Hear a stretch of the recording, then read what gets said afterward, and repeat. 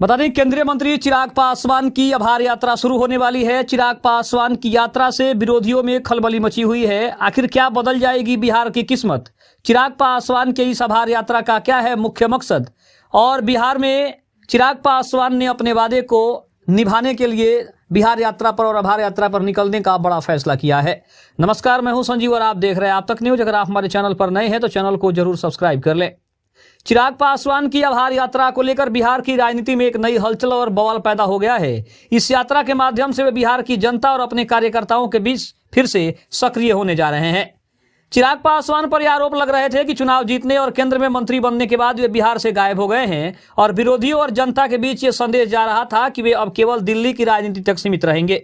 इसी छवि को तोड़ते हुए और चुनाव में मिले अपार समर्थन के लिए जनता का धन्यवाद करने हेतु उन्होंने इस आभार यात्रा की योजना बनाई है।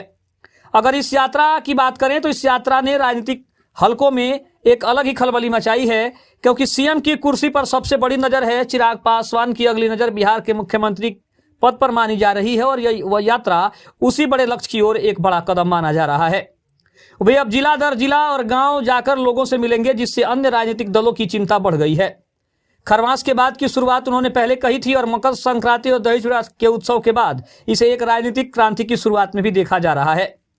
अगर बात करें तो बिहार में अब दो प्रमुख यात्राएं समानांतर चलने वाली है। प्रशांत किशोर की जनसुराज यात्रा, उनकी यात्रा नया बिहार बनाने के संकल्प पर आधारित है, तो वहीं चिराग पासवान की आभार यात्रा।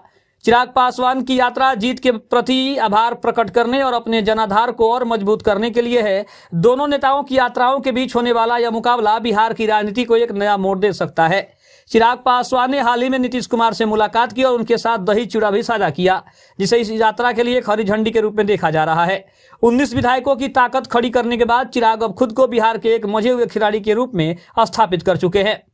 अगर बात करें मुख्य बिंदुओं पर जिन पर चर्चा हो सकती है, तो यात्रा के दौरान चिराग पासवान कुछ बड़े विषयों पर ध्यान केंद्रित करेंगे। सबसे पहला विषय होगा बिहार फर्स्ट और बिहारी फर्स्ट। अपनी पुरानी नीतियों को फिर से जनता के बीच ले जाना, पलायन और शिक्षा पर बात, बिहार से होने वाले पलायन को रोकने और शिक्षा व्यवस्था में सुधार की बात करना, आरक्षण का दायरा बढ़ाना, आर्थिक रूप से पिछड़े वर्गों के लिए आरक्षण के दायरे को बढ़ाने की वकालत करना।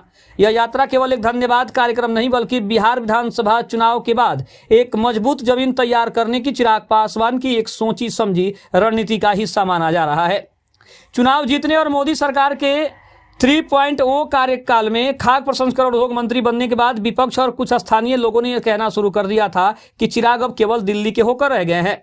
राजद और अन्य विपक्षी दलों ने आरोप लगाया कि चिराग बिहार की समस्या पर चुप है और केवल मंत्रालयी सुख भोग रहे हैं। इस आभार यात्रा के जरिए चिराग यह साबित करना चाहते हैं कि उनका आधार जमीन से है और वो अपने पिता रामविलास पासवान की तरह बिहार के हर जिले में अपनी पहुंच बनाए रखना चाहते हैं। खबर कैसी लगी कमेंट में जरूर बताइएगा। तब तक के लिए धन्यवाद। जय हिंद, जय भारत।